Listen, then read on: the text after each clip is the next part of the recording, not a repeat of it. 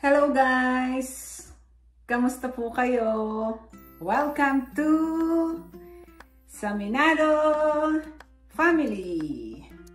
So yon guys, today habang naghuhugas tayo ng pinggan, isi-share ko sa inyo ang experience namin sa pag-apply papunta dito sa Canada. And anong agency ba yung nagpaalis sa amin? Anong agency ba yung nag-assist sa amin papunta dito sa Canada? So, by the way, isa sa mga subscriber yung sasagutin natin, nag-request, nag-comment sila dun sa ating sa ating YouTube channel kung pwede daw mag-share tayo kung paano tayo nakapunta dito sa Canada. So, disclaimer lang guys, isi-share ko lang sa inyo yung experience ko as principal applicant, kasama yung dependents ko, yung which is yung husband ko and yung anak ko. And anong pathway or anong program yung nagpaalis sa amin papunta dito sa Canada. So, kwentuhan ko kayo guys. So, isi-share ko lang, kwentuhan muna tayo habang naghuhugas ako ng pinggan. So, way back 2018,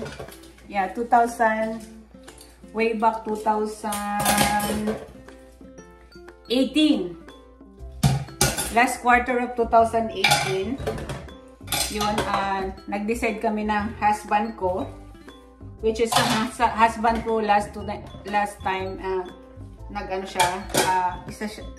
isa siyang OFW sa Middle East, sa Kuwait for almost 5 years. So, nag-decide kami na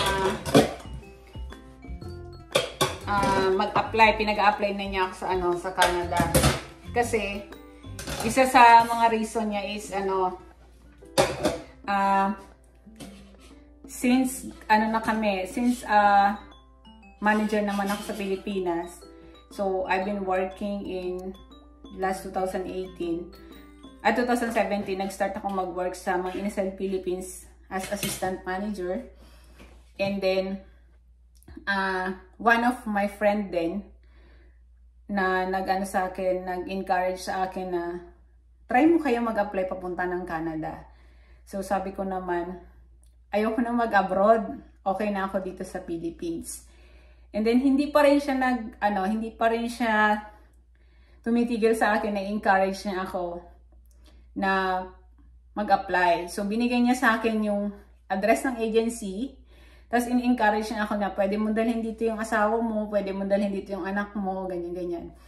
So, hindi pa rin niya ako ma-encourage. So, hindi pa rin ako nagre-response sa kanya na okay, thank you, something like that. Di pa rin ako nag-reply sa kanya. Binabasa ko lang yung message niya sa akin about doon. Tapos, kasi yung friend ko na yon at saka yung managers ko na yon, same sila ng agency na pinuntahan at saka matagal na sila dito sa Canada. So, parang na sila, 2011 pa sila nagpunta dito sa Canada. Tapos by 2017, yun, ini-encourage na niya ako na mag-apply. And then ini-skip ko lang siya. Hindi ko siya pinapansin. Hindi ko siya pinapansin kasi nga, since may anak na tayo, 'di ba? Syempre tayong mga magulang. Hindi naman siguro sa lahat. Ako as mother, parang ayoko na, since yung asawa ko nga ay nasa abroad na, OFW siya. So, malayo sa amin. Tapos ako, iiwanan ko rin yung anak ko.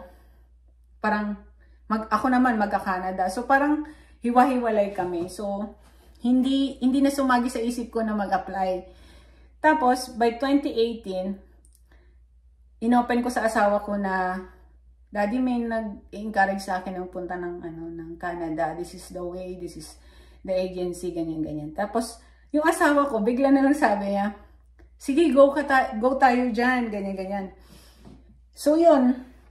hindi na ako nagdalawang isip. Tapos, yun, kasi, syempre, yung asawa ko yung yung asawa ko na yung may gusto din nun.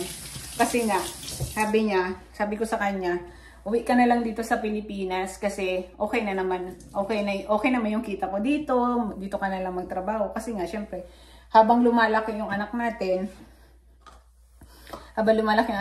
diba, syempre, pag nag-a-abroad ka, 2 to 3 years bago ka makapagkuha ng pre-vacation. Tapos, 1 month vacation lang. So, hindi mo nakikita yung paglaki ng anak mo. Although, meron tayong mga messenger, may mga FaceTime, ganyan-ganyan. So, hindi pa rin siya worth it para sa akin. Tapos, sinabi nga ng asawa ko na, sige, go ka na dyan, mami, mag-start ka na ng application. So, inayos ko na yung resume ko. Tapos, sumagot na ako dun sa manager ko. Okay, sir, pupunta na ako dito. Sino ba yung hahanapin ko? Ganyan-ganyan. Tapos sabi niya, mag-walk-in na lang daw ako. Pumunta ako dun sa agency na yon. Ito yung address. Yun yung address. Mercant Philippines yung aming agency. Tapos, ang address niya, kung nandun ka sa Manila, beside siya ng Robinson Galleria. May malaking tower doon. Nakalimutan ko na yung tower pero may katabi lang siya ng Robinson Galleria. Parang siya, 5th floor. Pag pumasok ka doon, may receptionist. Sabihin mo lang Mercant Philippines. Tapos dalhin mo yung requirements mo at saka updated resume mo. So, yun na nga. In short, yun, nagpunta na ako sa Mercant Philippines. So, dala ko na yung resume ko. Tapos, syempre may go signal na ng husband ko. Parang okay, this one is for my family. So, nag-apply na ako. And then, after that, kapag hihingin muna nila, pagpasok mo doon, hihingin nila muna yung resume mo, tapos i-scan nila, double check nila yung resume mo.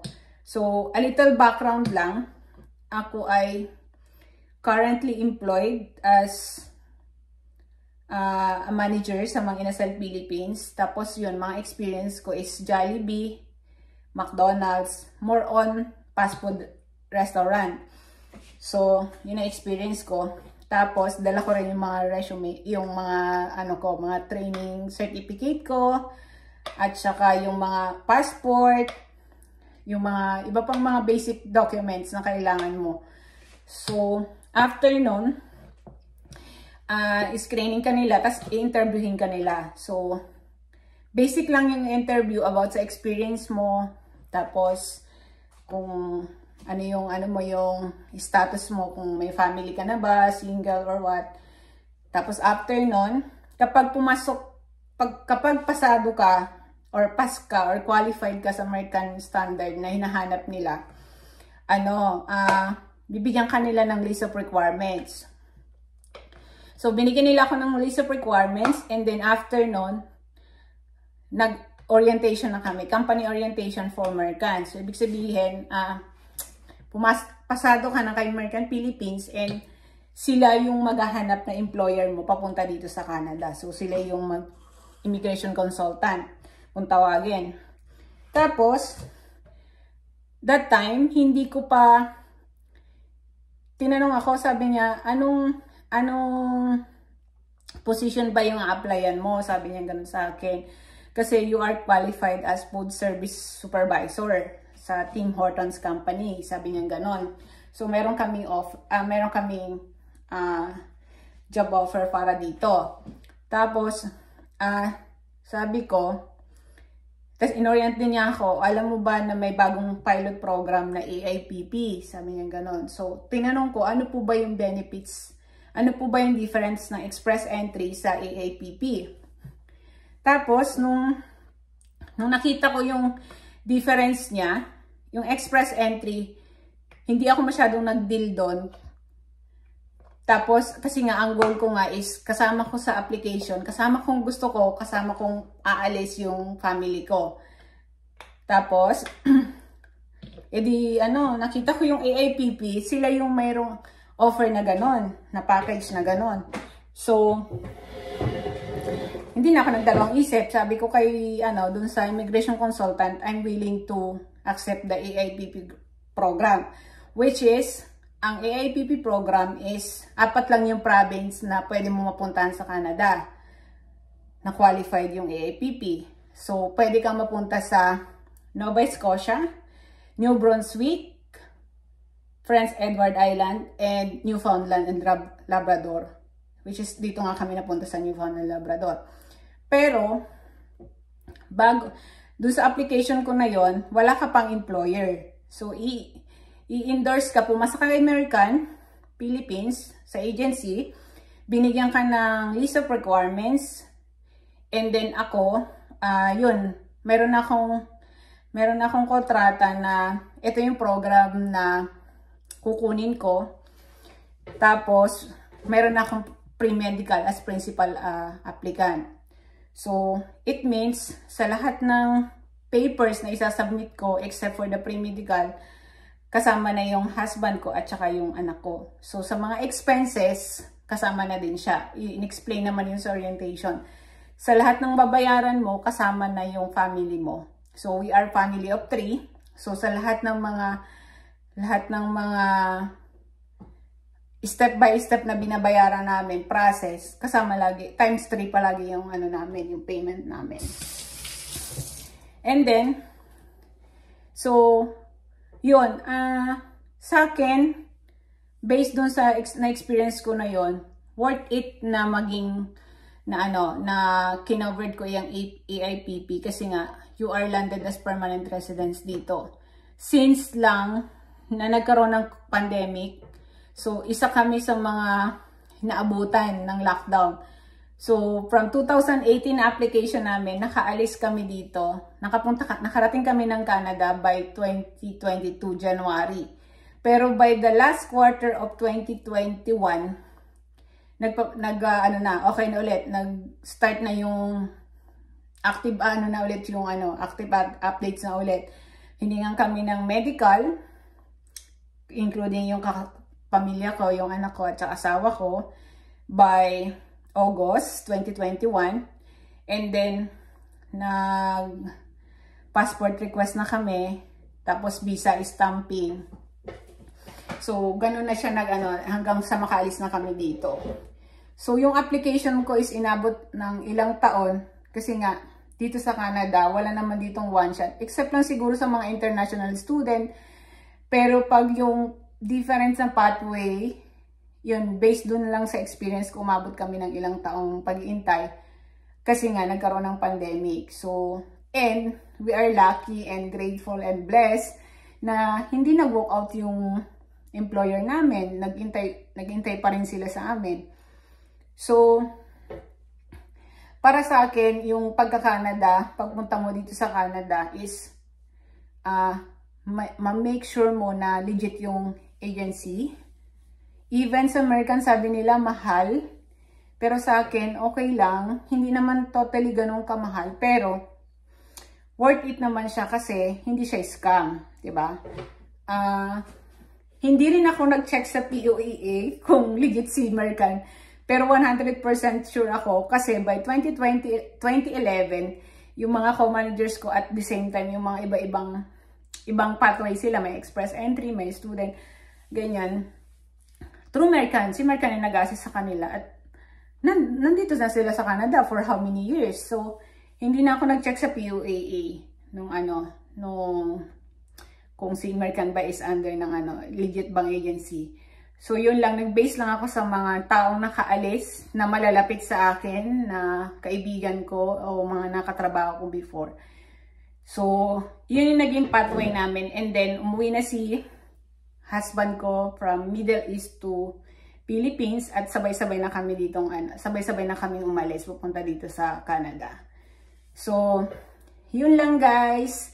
Based dun sa na-experience namin. And,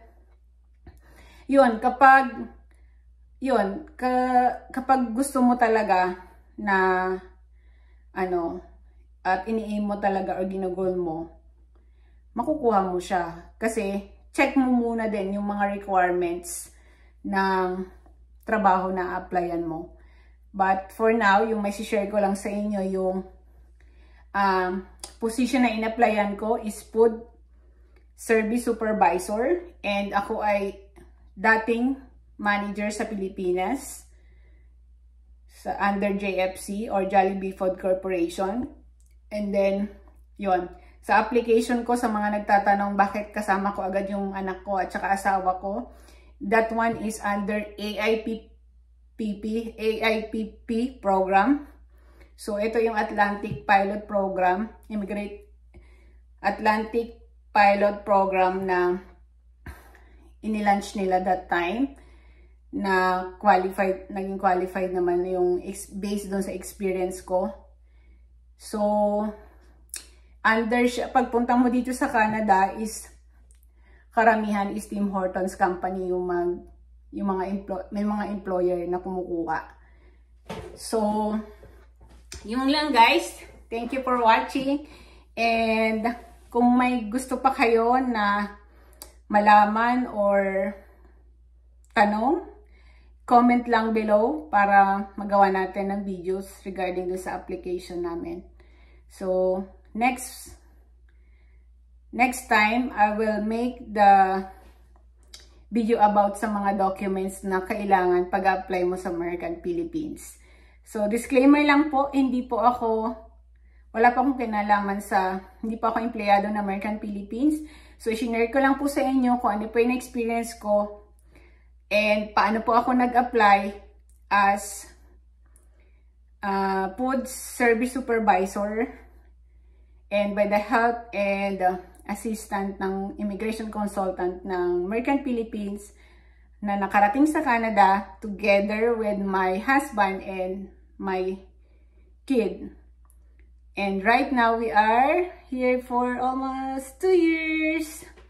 Thank you. Thank you guys. Thank you for watching. Don't forget to subscribe. Hit mo na rin yung notification bell para updated ka sa mga videos na i-upload namin.